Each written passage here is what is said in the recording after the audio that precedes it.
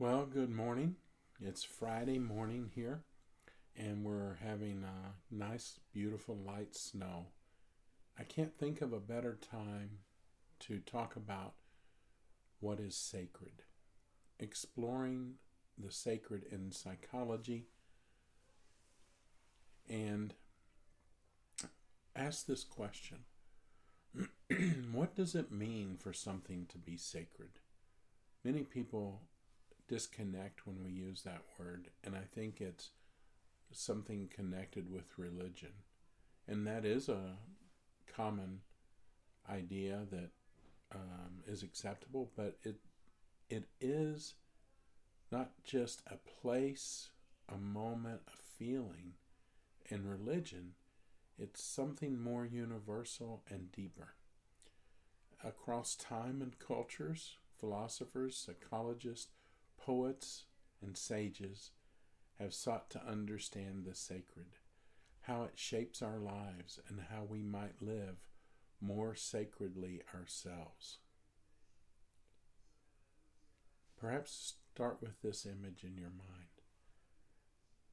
Another sunrise, quiet forest, and you see yourself journaling by candlelight with an old book opened next to you.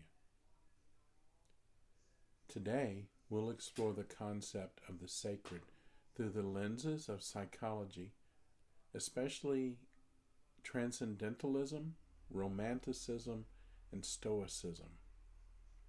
By the end, you might just discover how your own life is already sacred and how to make it even more so. The word sacred comes from the Latin sacrare. I apologize for my Latin too, by the way, meaning set apart or dedicated to the divine. But being sacred isn't just about temples, rituals, or holy texts.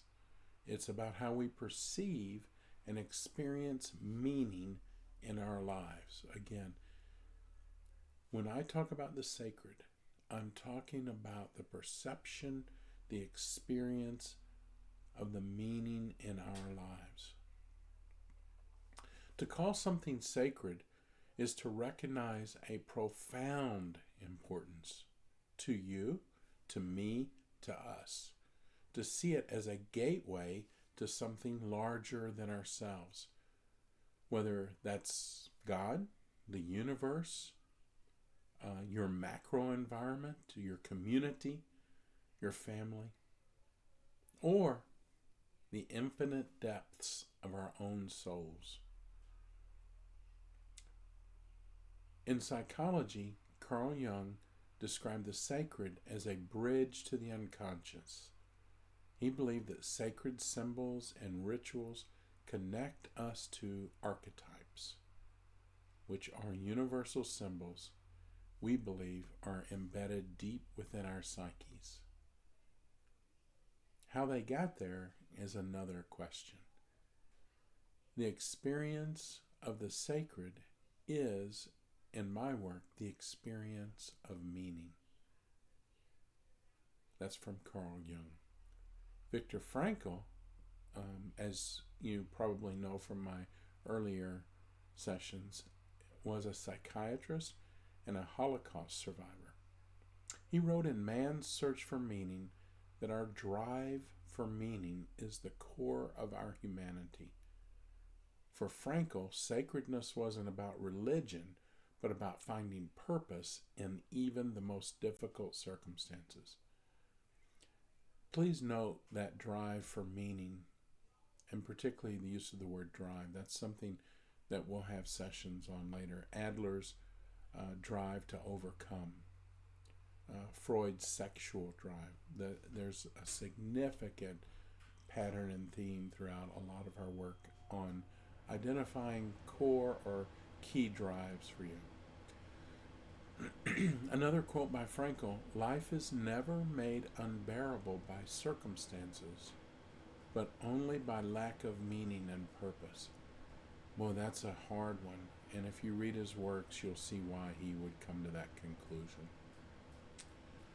Psychology shows us that the sacred isn't external. It's something we carry within us. It's the stories we tell ourselves about who we are and why we matter. Who we are and why we matter.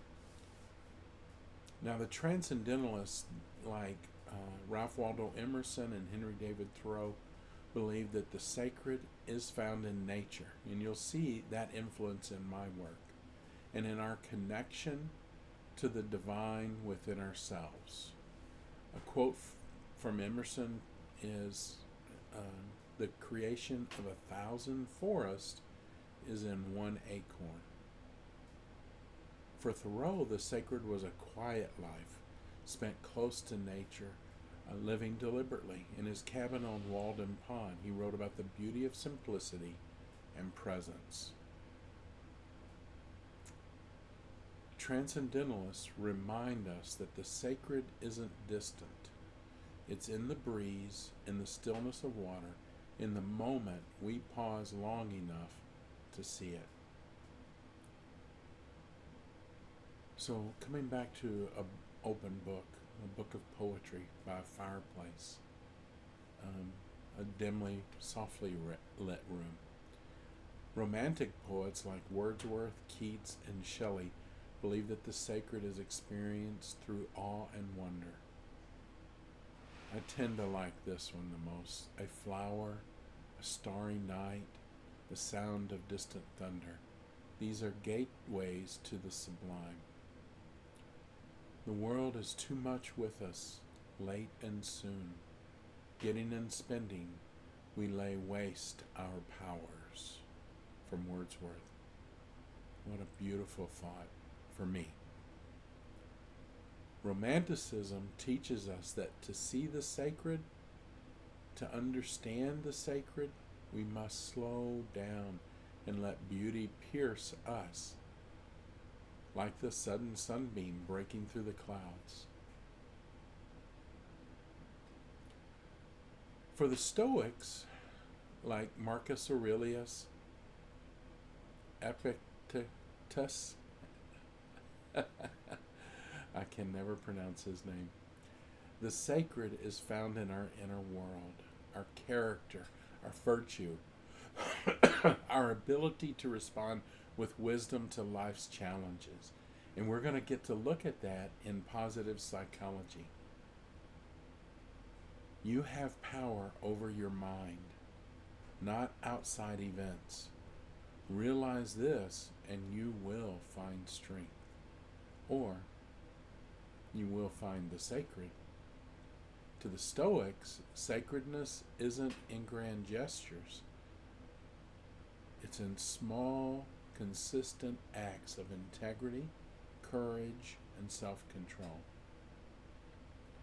So how do we make our lives more sacred? I don't even like the way that's phrased. I think most of us innately are sacred. We have to become aware of it, and that's what that question is intended to ask. How are we already sacred? What do we have before us that we need to be mindful of? Here's 3 simple ways. Be fully present in small moments. Your morning coffee, a deep breath, a meaningful conversation. Each one of those can be a ritual. Getting from presence to the word I just mentioned, rituals. Create simple rituals that add intention to your daily life. Those fundamental things. In our next session, we're going to talk about the mundane. Reflection. During these moments, ask yourself, what matters most to me? Am I living in alignment with that? When we approach life with reverence and intention, everything becomes sacred. The laughter of a child, the quiet of the dawn, even our struggles. That's the one where I really get to work, making the struggle the hero's journey and sacred. The sacred isn't somewhere far away. It's right here, right now in this very moment. You don't need to search for it. You just need to notice it. Or, in a sense, make it so.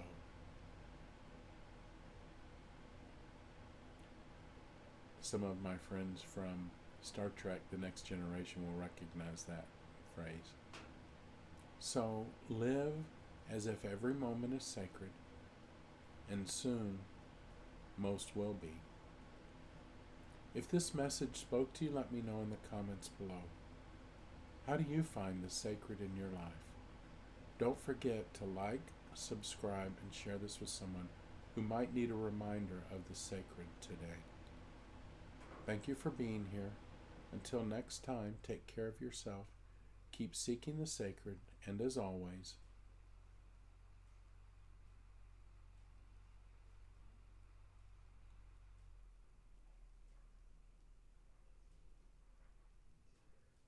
grow, connect, thrive. One story at a time, one ritual at a time.